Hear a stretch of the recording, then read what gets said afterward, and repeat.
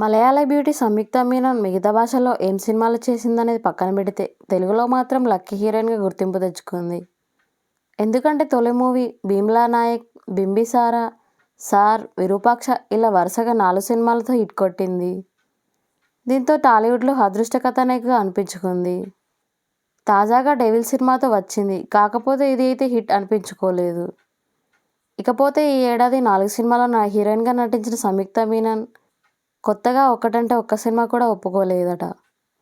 తెలుగులో మాత్రమే కాదు, తమిళ, మలయాళ ఇలా ఏ భాష మూవీలో నటించట్లేదు.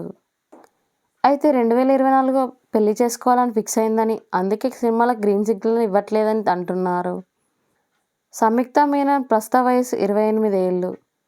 మరి ఇంత చిన్న వయసులో పెళ్లి చేసుకుంటుందా? ఆమె మ్యారేజ్ నిజం కాదని కొందరు అంటున్నారు. మరి ఇందులో నిజమేంటని స్వయంగా సంయుక్త స్పందిస్తే తప్ప క్లారిటీ రాదు. ప్రస్తుతం ఈ విషయం సోషల్ మీడియాలో వైరల్ అవుతుంది.